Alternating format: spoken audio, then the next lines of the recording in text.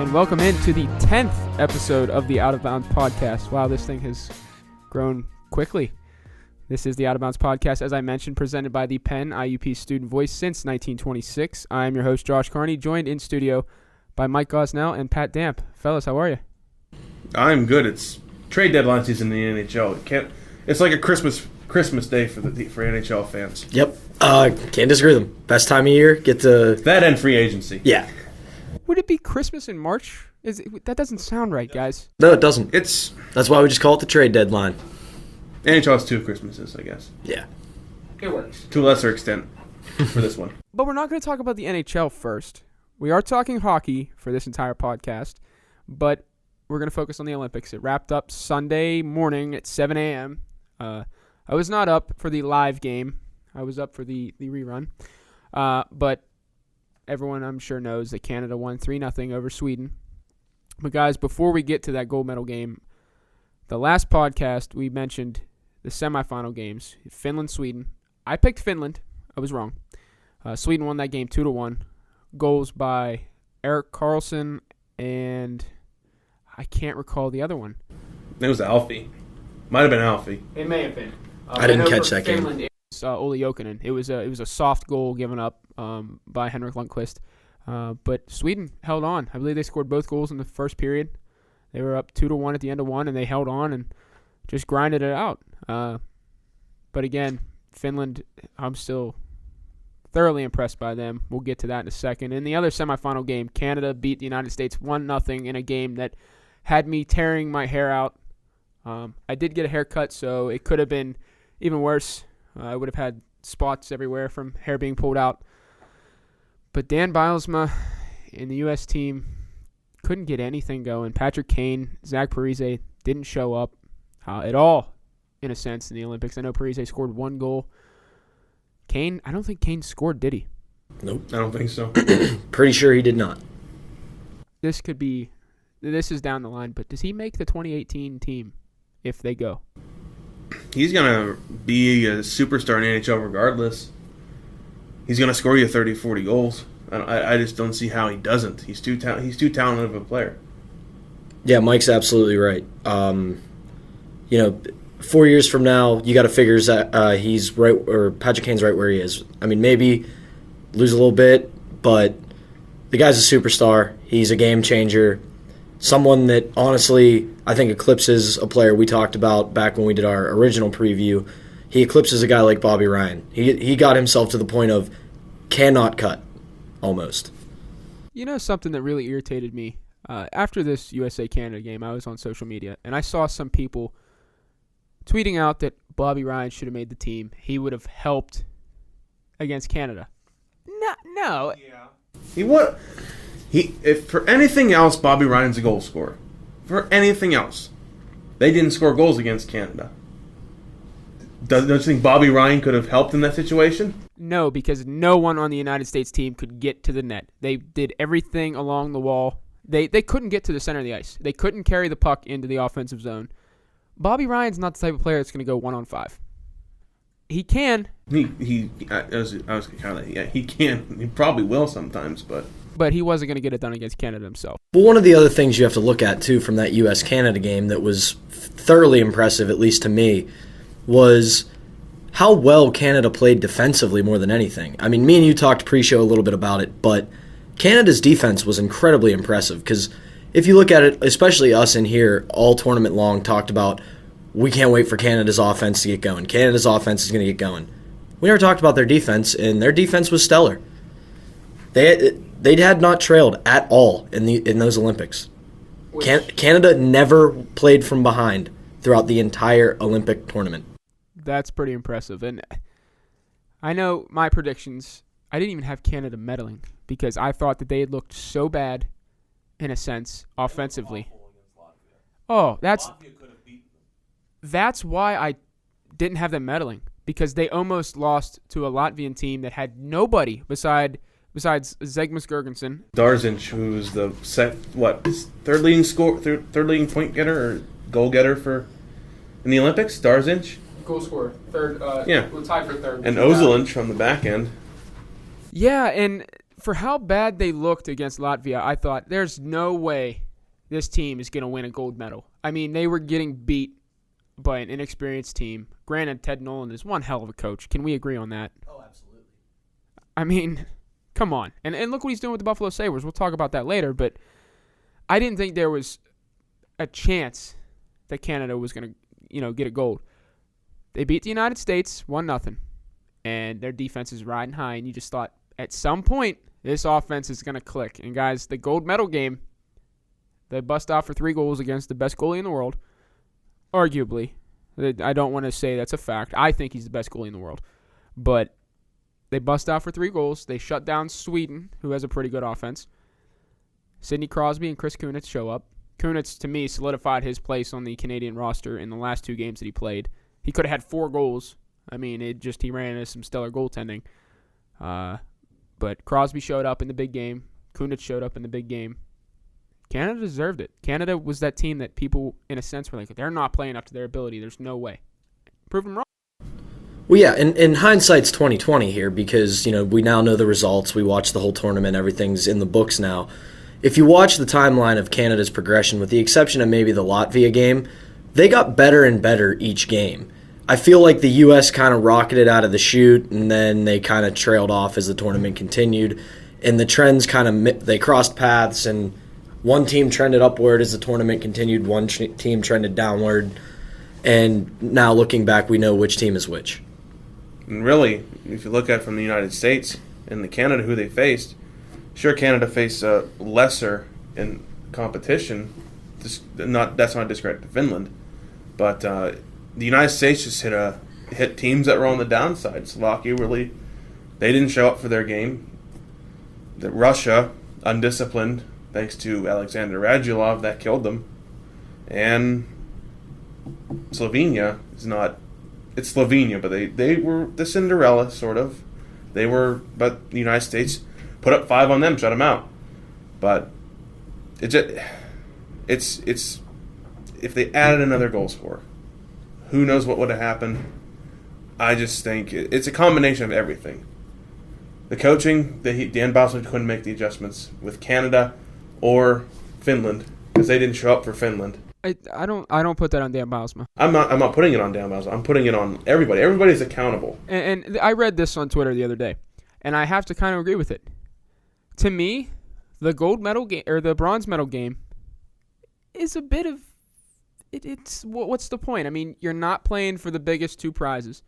It's okay. Here's a consolation game. You just lost your chance to go to the gold medal game against a bitter rival who's beaten you twice now. The medal's a medal, though. It doesn't really give you the excuse not to show up against Finland. Yeah, that's one thing we have to address regardless. I understand it's bronze medal. I understand it's your, you tried hard. Here's the but it's a participation medal. Exactly, but inexcusable all the way up and down from the coaching staff to the players. Maybe not so much the goaltenders, but I'm not making excuses. I think it was bad that they didn't show up. There's some star players on that team. Patrick Kane won. You're one of the best penalty. Exactly. Yeah, those 2 come to mind quickly. You didn't show up at all in the Olympics. Parise, the captain, 1 goal. Kane, 0. Phil Kessel, to me, was their best player by far outside of Jonathan Quick and Ryan Suter. And really, there's no excuse for Finland to score 5 goals against you. No. There's no excuse for that. Well, he might have scored. Just had to plug that. I knew you'd enjoy it. It was disgusting. Yeah. How do you think it makes the casual hockey fan feel watching their team, their United States team, not show up, just have a bad game? It was awful. I'm going to say and they lose 5-0 to Finland? I'm going to say this. I think it shows the type of people we have here in America. And this could be way off the wall, but you get down in the dumps and it's just, forget it. Who cares? Let's just go through the motions here. It happens with any team. When you're riding high, you get the wind taken right out of your sails, and the next game is just a complete dump. It happens in every sport. Every sport. Shows what kind of team Finland had. Finland wanted that bronze medal. It's a matter of pride. And I don't think the United States had that pride. Well, I think you have, but at the same time, I don't know if I'd go that far, but you compare and contrast the two games in the semis. It was a highly emotional 1-0 battle between, I mean, maybe not battle, you have to admit Canada through 60 minutes was definitely the better team, but 1-0 game, battle between your rival, emotions are riding high. Sweden and Finland, Sweden was just overwhelming for Finland, and that kind of gives teams two different attitudes leaving that game. You know, you leave a 1-0 battle against your arch rival, you're drained. You got nothing left. Well, maybe you don't have nothing left, but and then you play a team that you pretty much knew you weren't going to beat. You want to beat the next team. It's two different mindsets after two different games. And I see your point, and that's kind of what I was trying to get at, where it was they were physically, mentally, emotionally drained. Like, again, for the second time in a row, we've been knocked out by these guys. And it's that proverbial hump. You can't get over it. You can't beat Canada. So it's like that was their gold medal game. And Canada's not going to slow down anytime soon. I don't think so.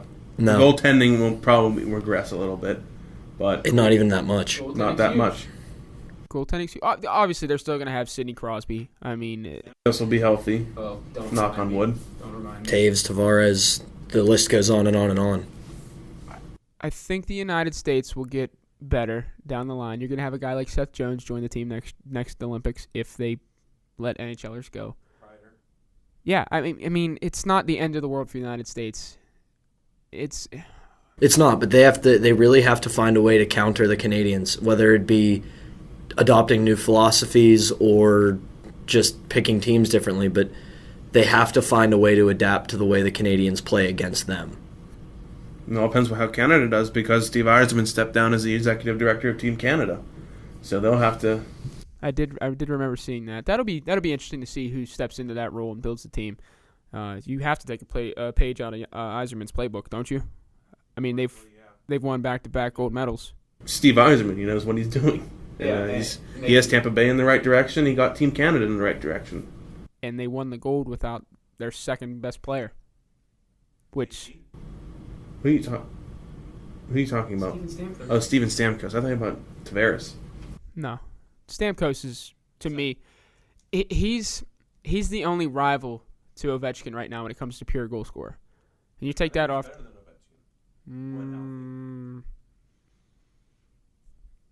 Maybe. We'll see. Yeah, we'll get back to that. But guys, the points leaders, proud to say this, Phil Kessel was the leading point scorer in the Olympics with 8, tied with Erik Karlsson. So at least the Americans came out with one good thing. Michael Granlund and James Van Riemsdyk tied with 7 at second, and then Michael Grabner, Drew Doughty, Teemu Selanne, and Alexander Radulov had 6. And one guy we mentioned on that list, Teemu Selanne, was named MVP of the Olympics. 4 goals, 2 assists. Thoughts on that, Goose? Awesome. He deserved it. And I know I gave you a lot of flack for picking Finland. I was sort of wrong on that.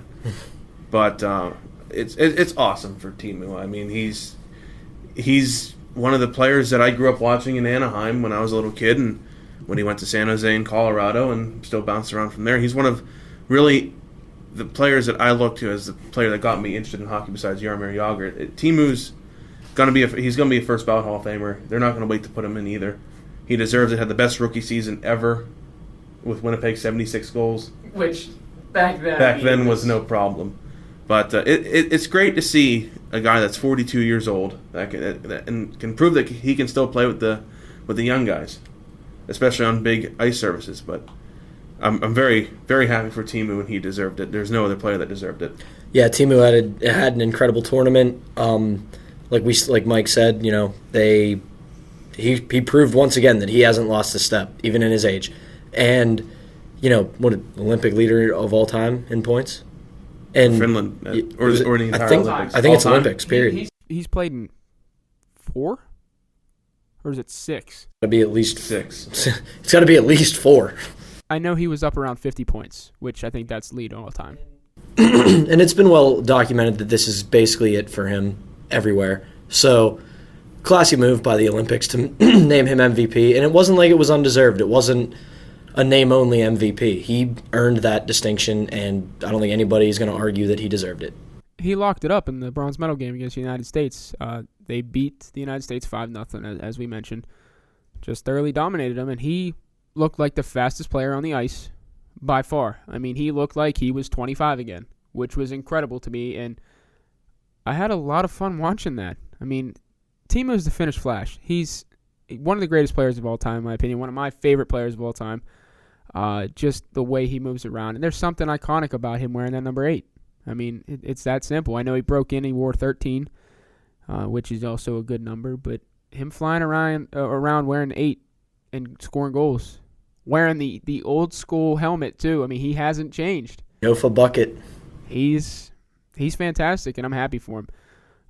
And that was my key to Finland's team. He was going to be their offensive threat, and he won the MVP. I was right, though. They would medal. I was right with Russia. They wouldn't medal. Yeah, you were. I was wrong completely. Yeah, I wasn't close with my medal picks. I mean, I technically did have U.S. and then Sweden, and it was Canada and Sweden. So I had Russia in there. So when we did the podcast last week, I think I had Finland, U.S., and then Sweden. I didn't have Canada medaling, and they won gold. So how good does that make me look? Yeah, that was Josh. I'm right, Carney. That is a poor performance. I am very embarrassed for my listeners, all 7 of you. But guys, going to goalies, I mentioned it would be who got the best goaltending that would win the Olympics, and surprised by me, Carey Price had the lowest goals against average, .59. He was good. He didn't face a lot of shots against the United States. Can we all agree on that? No. His team put up 57 shots on Latvia, and he faced only like 18. He caught a lot of flack. Team Canada caught a lot of flack for picking Carey Price. Really, there was no one that could really step in and do it. I thought Carey Price would be the starter. Other people thought Roberto Luongo, but Carey Price deserved it. I mean, he's having a good year in Montreal. He's earned it, and he's proven that he's a good Olympic international player. Let's see if that can translate into how well he does for Montreal. Yeah, and I know I had him as my starter, and that wasn't any disrespect to Luongo, who had a great tournament in 2010, but just the way in which the last 4 years have gone between those two goalies, when you compare them, it has to be Carey Price, and kid played great. Can't deny it, can't deny the stats, can't deny what he did. Outside of Timo Solani, who was the most impressive player in the Olympics? I know where it's going, Pat. Come on, give it to me. Olli Maatta, without a doubt. We talked about it last week. You know, the most iconic image I have of him was when they played Russia, and he picked Ovechkin's pocket, skated about 20 feet, made a great breakout pass, and helped Finland go on an odd man break. And to do that at 19 against the most lethal goal scorer arguably in the world, with that kind of calm, that kind of poise and maturity, he impressed me all tournament long. I mean, not to say guys like Kessel didn't, Kessel. I was thinking Kessel there for a second. But yeah, just the way he played and the way he conducted himself throughout these Olympics spoke a lot about not only him as a player, but his character. I actually have 2. Played for Finland, Olli Jokinen. Where has this Olli Jokinen been for the past 5 years? He has, ever since he left Florida, he's gotten regressively worse, but he showed up big time for the Finns. He was really impressive, and for Canada, Drew Doughty. I did not expect Drew Doughty to take over that much offense, but he was my early tournament MVP, but I'm happy they gave it to Solani. But I don't think Team Canada could have survived without Drew Doughty on their team, but Drew Doughty proved that he can put up points just as well as Shea Weber can or Duncan Keith can. But Doughty and Jokinen, those two have really stuck out. Olli Maatta did as well. Kessel's the easy one to say, but looking at it, it's Drew Doughty, Olli Jokinen, excuse me. But that's my 2. I mean, they stuck out to me more than any other players in the tournament. Yeah, obviously Phil Kessel is right up there, but we know he's one of the best players in the NHL. You mentioned Olli Maatta, right there with you. We fanboyed all episode last time. For me, it wasn't like, you count the fanboying, but then you look back at his body of work throughout the tournament, and just for 19, that's why I'm impressed, as we've said a million times. Look back at his body of work in juniors. That too. He was great in juniors. He was going to be a good NHL player. And look at what he's doing in Pittsburgh. I mean, I fully expect him to be their number one defensive option. Where he played, too, in juniors. Yeah. London, that's a factory of NHL players. Factory of especially of NHL defensemen. Isn't Dale Hunter the head coach there now? So the Hunter brothers actually run that program. Yeah. Another guy, I believe it's Scott Harrington. He came from London.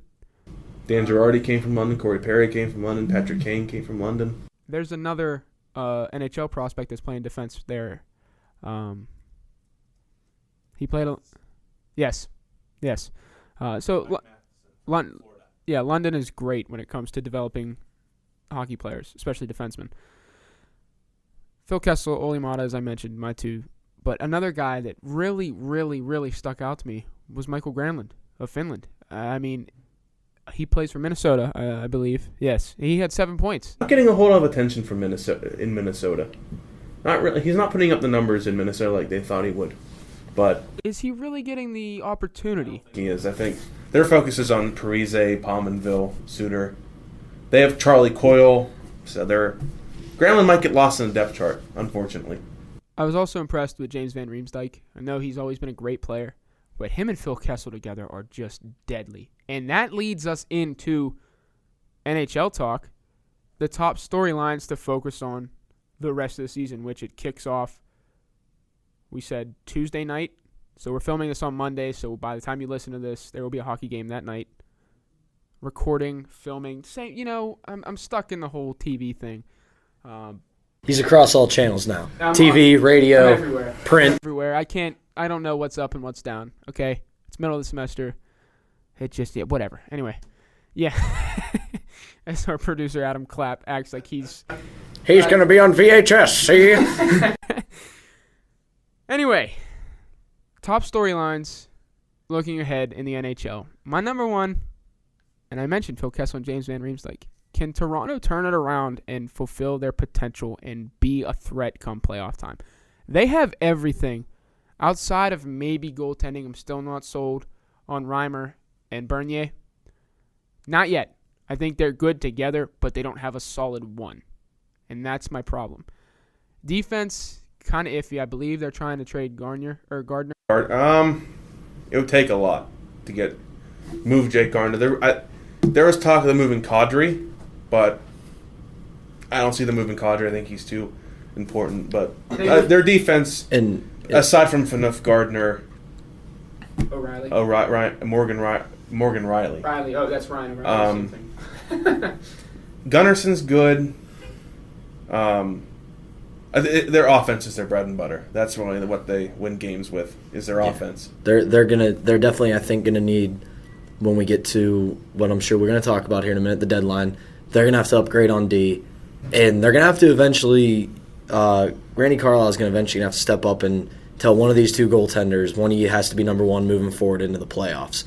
Because as great as it is to have two options, you got to have someone to put the saddle on going into the tournament. You can't ride two goalies. You want someone to get into a rhythm. You want someone to be back there and be your rock throughout the playoffs. And they can't have what happened again against Boston. They cannot have that happen again. But I don't think any team draws that up as a strategy. No, but still, history can't repeat itself. No, not at all. I think that was a fluke. We'll probably never see that happen again. 3 goals in 4.5 minutes? No way. No way we'll see that again, especially in playoffs. Absolute epic collapse. It was, and I do like the Maple Leafs. I do like the Maple Leafs because of Phil Kessel and James Van Riemsdyk, and I was heartbroken for them because I can't stand Boston. But I don't think we'll ever see that again. But that's my storyline: is can Toronto fulfill their potential? They have all the scoring threats that they need. They could move Nikolai Kulemin at the deadline. He hasn't. I think they're looking hard into it because he's not performing well at all right now. Yeah, he scored 30 goals 2 years ago, and he hasn't scored 30 in the last year and a half.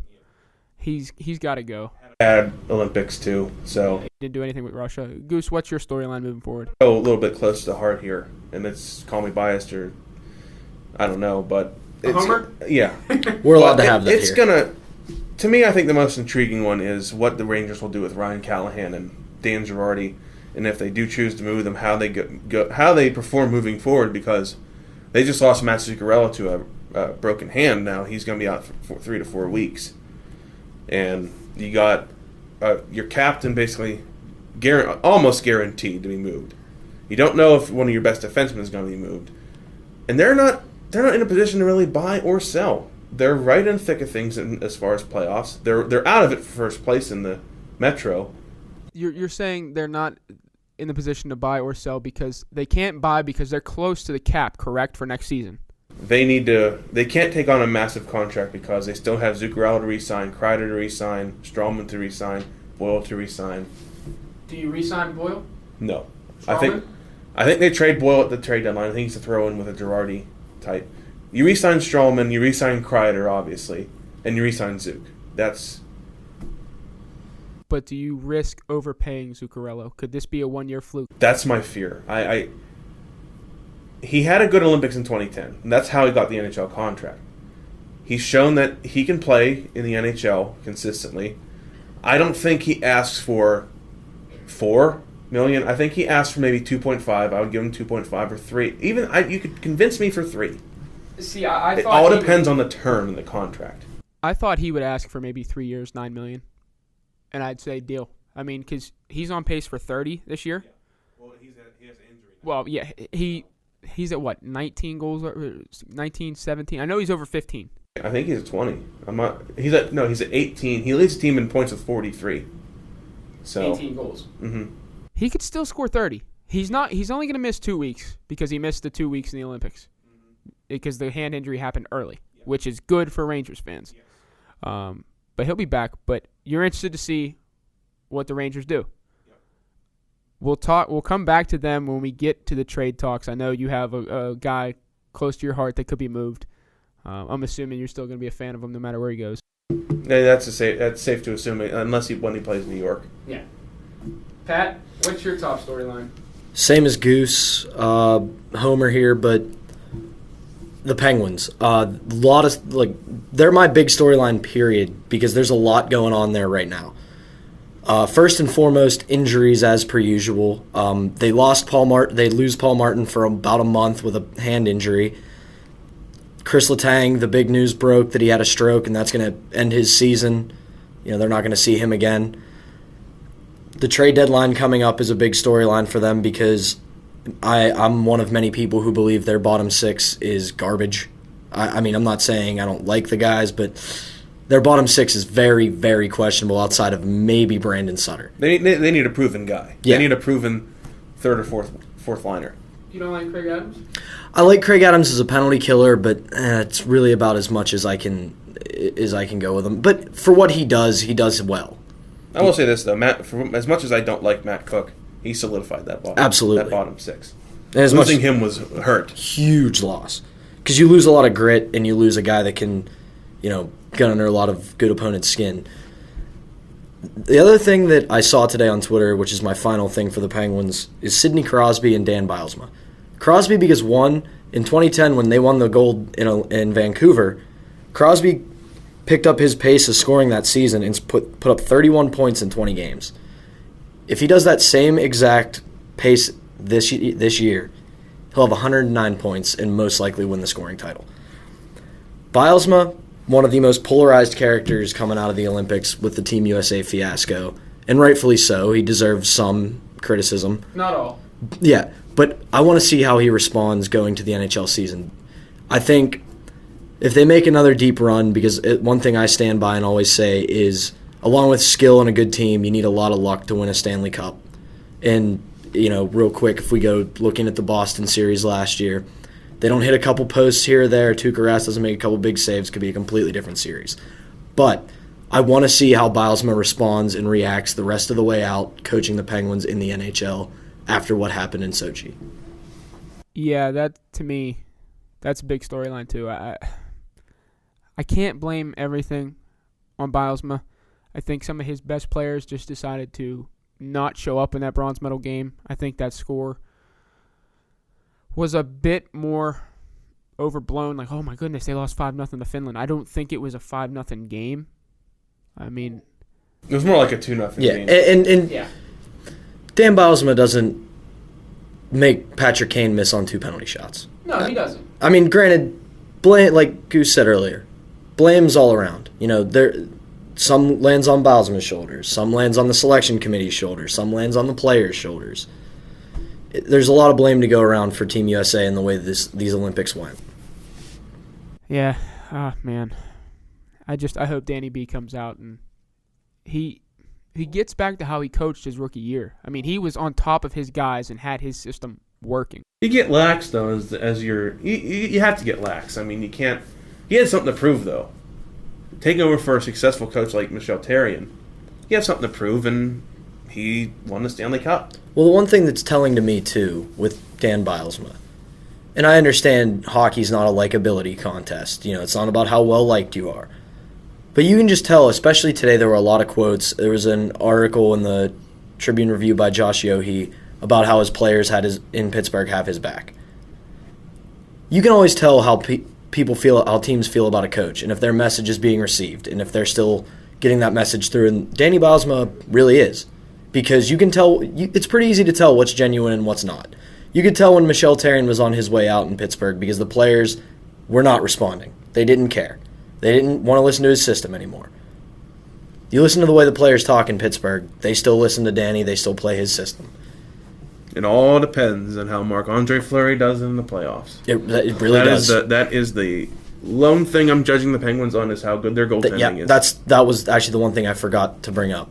That's the other storyline with them. Fleury can win he can go 82-0, but if he can't perform in the playoffs, that doesn't mean anything. Yep. If Fleury could go 82-0 and have a save percentage of 1 throughout the season, if he doesn't win in the playoffs, it doesn't matter. But that was the other thing that I forgot to bring up. Vokun is cleared for action. Does Bylsma stay with him, or go with him, or stick with Zatkov? Zatkov has beaten some not that good teams, but he's been good. But he also has bad numbers in postseason play in the AHL. Here's what I think happens. They bring up Vokun, give him a few games in a row, see what he can do. If he's not ready, they go right back to Zatkov.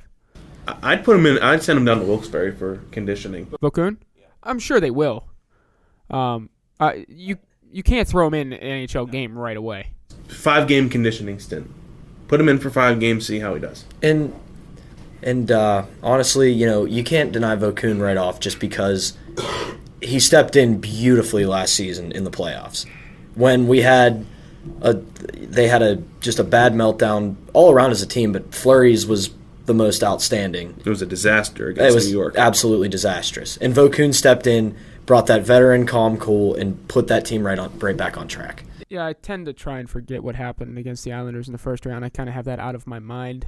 Brooks Orpik overtime goal. If they didn't score that and the Islanders come back and score, that's a completely different series. Besides that, because I clearly remember that because I freaked out. Brooks Orpik's my favorite Penguin. And to think he would score a series-winning goal in overtime, I would have never guessed that. Kasparaitis goal that Kasparaitis scored against Buffalo back in 2000. I remember staying awake for that goal, and I was 9 years old. Yep, I remember exactly where I was. I was in my basement watching it on TV, and I thought... Watch that, too. After he scored, I jumped up on my couch, and I think my parents got pretty mad about that. Darius Kasparaitis, you don't expect him to score at all. Oh, man. Guys, moving on to what we touched on earlier in the show. Christmas in March, so to say. The NHL trade deadline. There's all kind of rumors floating around. I want to know your biggest trade that you think will happen. I think Ryan Miller gets moved to the Ducks. I think it happens. I think the Ducks. I know. It doesn't make sense. It doesn't, because you're going to go with Jonas Hiller, who's not bad. You have Gibson waiting, Anderson waiting. You have Victor Faust. I was going to say Why? Why would you do that? It doesn't make sense. Ryan Miller's when he's on his game is a top 3 goaltender. When has he been on his game? Pat and I talked about this before. You can blame the team that's in front of him. That's what I'm doing.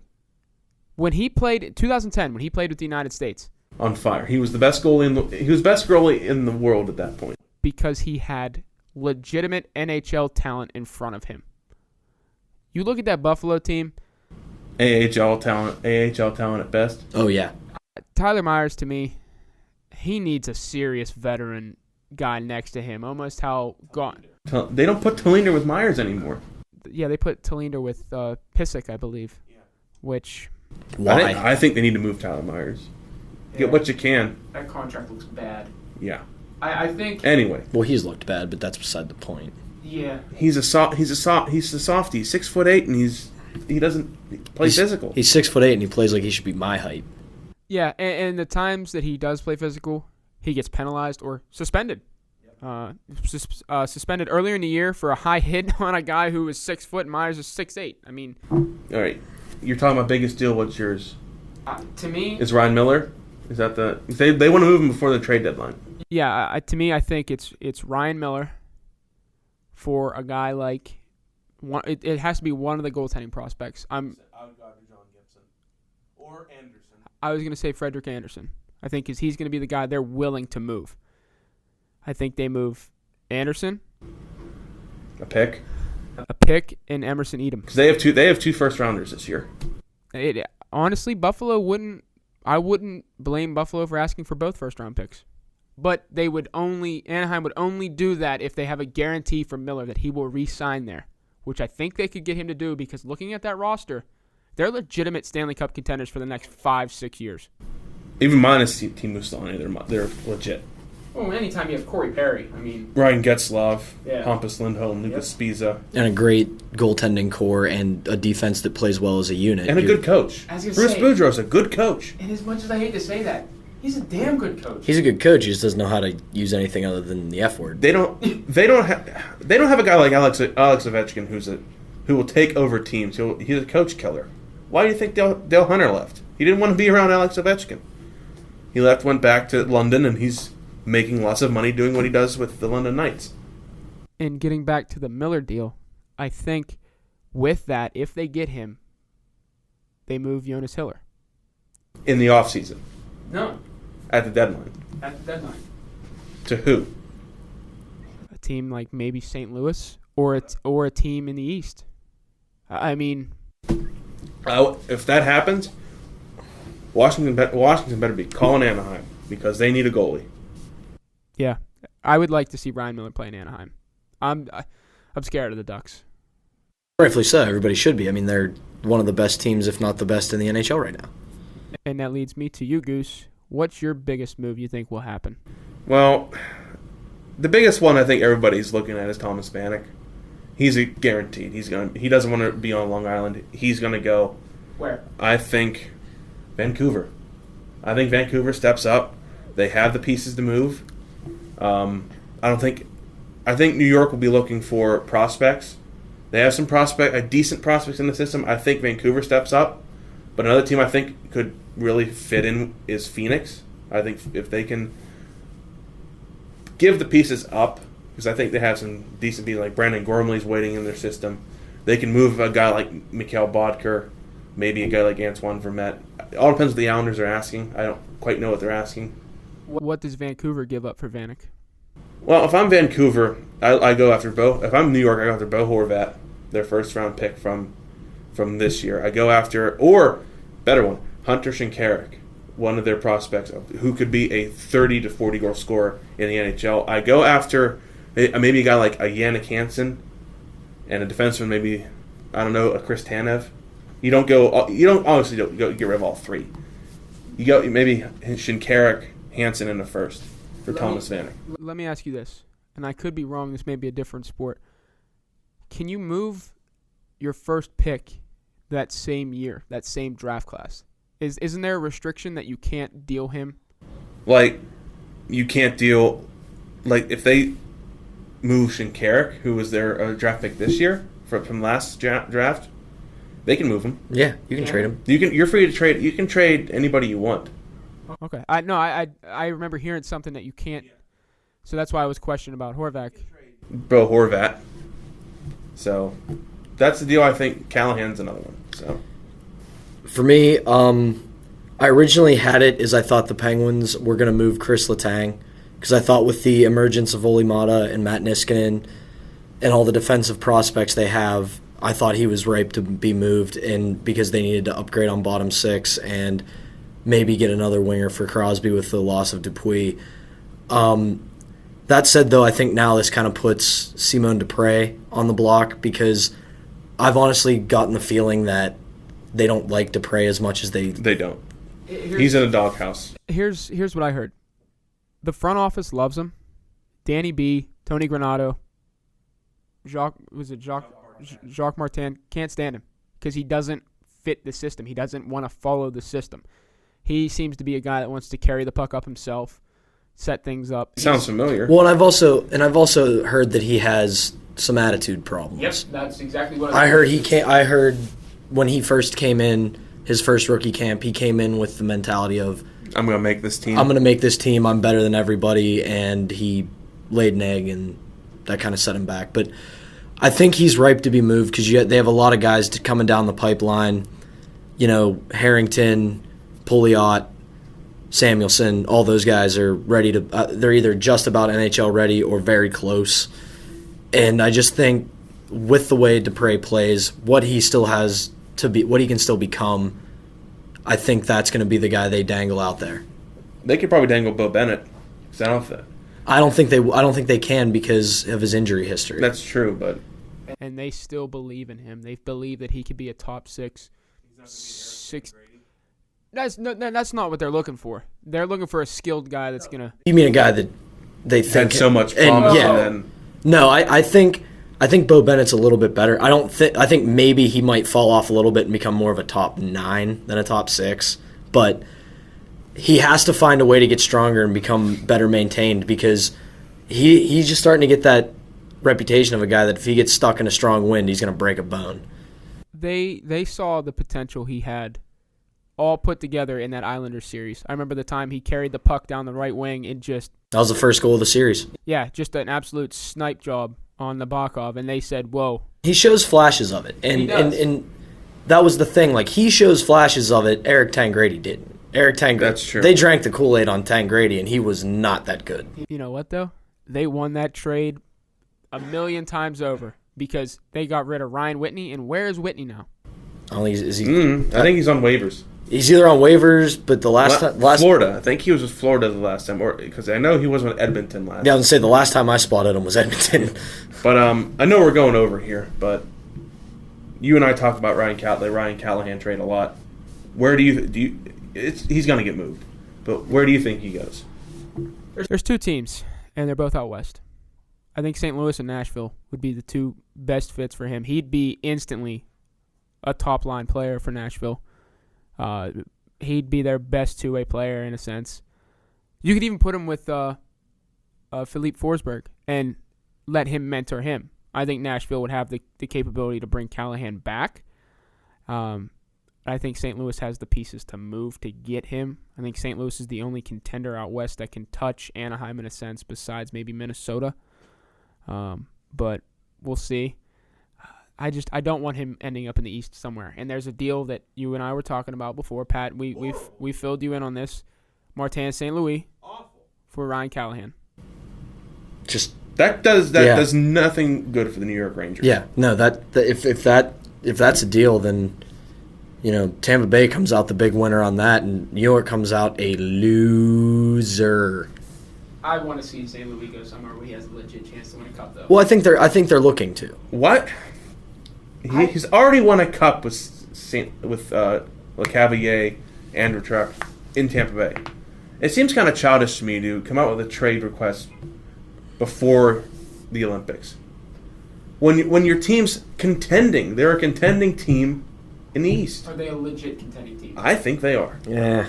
Stamkos comes back. Ben Bishop's very good. They have an outside chance, I think. I mean, they're not in. Their defense is the biggest question mark. Yeah. They can score goals like there's no tomorrow. And Bishop's been on.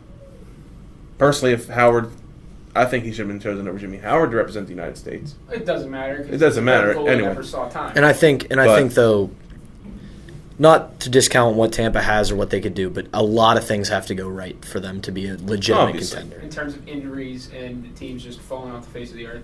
I can see a team like Minnesota stepping up and getting them. I would love to see Martin St. Louis in Pittsburgh. I don't think he has anywhere to fit. You don't think next to Crosby? No. They're looking for a right winger, right-handed shot. I just don't. I think that would be kind of in the same realm as an Iginla thing, you know. Like St. Louis and Crosby are distributors of the puck. Yeah. And you need a scorer to flank Crosby. But you can ask St. Louis to score, and he can. St. Louis. True. Not too long ago, he was I believe he won the Art 40 Ross, goal and scorer. he won the Rocket Richard a couple years back. Yeah, so he has it in him. It's a pipe dream. I would love to see St. Louis. He's one of my all-time favorites. Well, and the other thing you gotta think here too is who knows what Ray Shiro's mentality is going into this deadline, because last year opened up the tank. He's got to buy. Yeah. He's got to buy in this. Well, I mean, they have to buy because of injuries and other circumstances, but the mentality is going to be a lot different because of how last year went. Yeah, and last year was a disaster. I don't want to see them. I wouldn't say disaster, but it wasn't what they wanted. Yeah. You get to the Final Four in the NHL when you step back. I mean, that Boston series was disastrous, but when the dust clears and you step back, you made the Final Four. You know, at that point, you know, one team goes home happy and 29 go home disappointed every single year. They're lucky they didn't have to break the bank to get the 3 players that they got.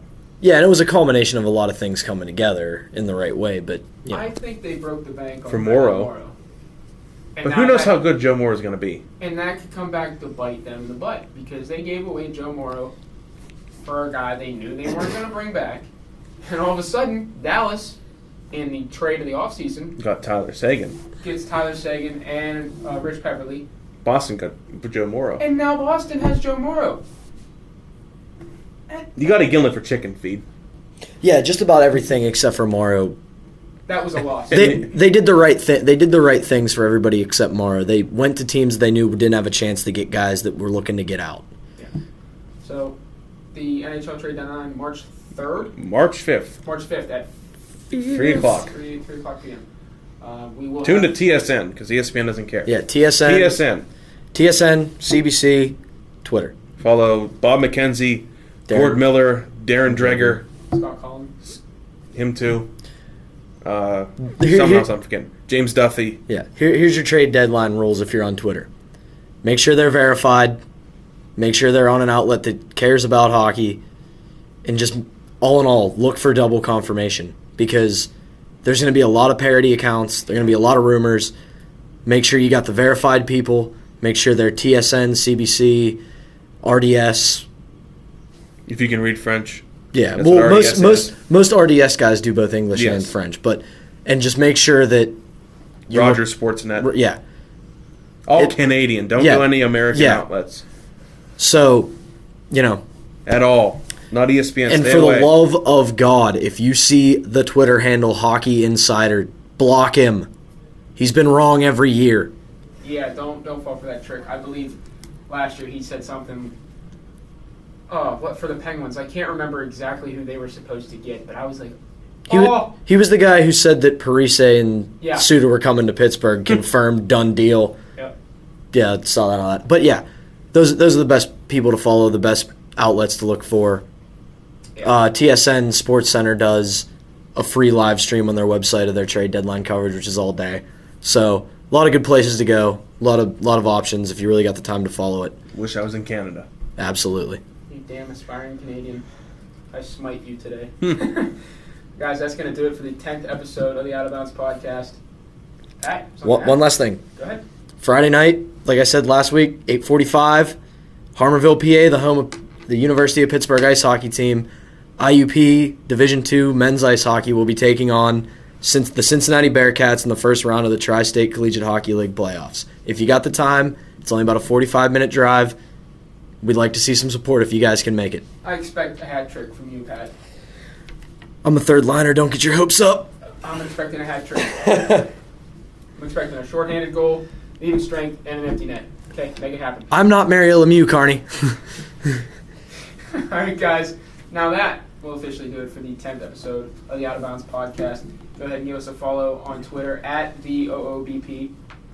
Kyle Condor and Dimitri George run that, in a sense.